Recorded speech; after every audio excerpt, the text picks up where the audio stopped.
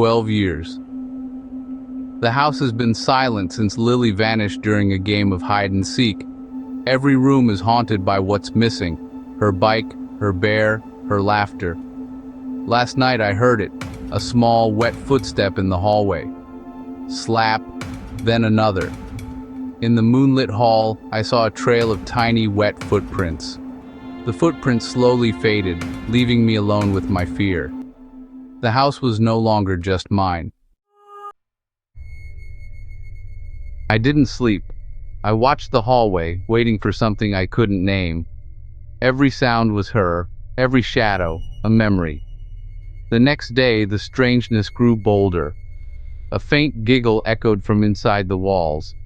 I pressed my ear to the plaster. Nothing. Then, a whisper. My name? Danny. It was Lily's voice, distant and cold. I called out, but only silence replied. In her room, dust and time hung heavy. Her toys sat untouched. I stared at her blocks. When I looked away, one had moved. A red block alone on the rug. My hands shook. I hadn't touched it. The whispers returned, playful but menacing, always just out of reach. The house felt occupied, no longer empty. I was not alone with my guilt anymore. Something else was here, sharing the space. Its presence was a cold weight, pressing on my chest. I tried to convince myself it was grief, but the fear was real. The house was alive with secrets, and I was trapped inside them. I listened for her voice, desperate and afraid. The walls seemed to breathe, whispering things I didn't want to hear.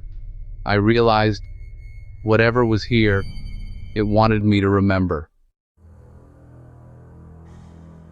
Fear became a constant ache. I saw things, shadows, quick movements, a small figure darting past. I felt watched, haunted by my own memories. The whispers grew clearer. I'm cold, Danny. Why did you leave me?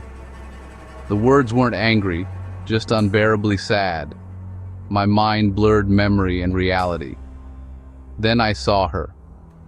Late at night, moonlight spilling through the house, I caught a glimpse in the hall mirror.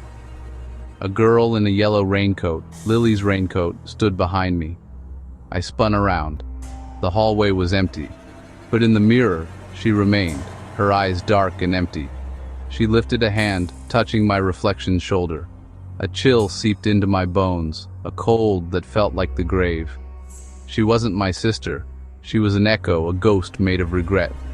I couldn't move, trapped by her gaze. Her image faded, but the cold lingered. I realized I was being haunted, not by Lily, but by my own guilt. The house was a mirror, reflecting everything I tried to forget. I was losing myself to the past. The line between memory and haunting was gone. She was here for me, and I couldn't escape. The house was no longer safe. It never had been.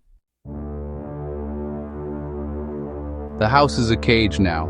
I am trapped with her, or what looks like her. She appears everywhere, always watching. Why did you leave me? The questions burn in her eyes. She's my guilt, given form. Objects move on their own. My sanity unravels. It wears her face, her voice, her memory. I'm ready to scream back.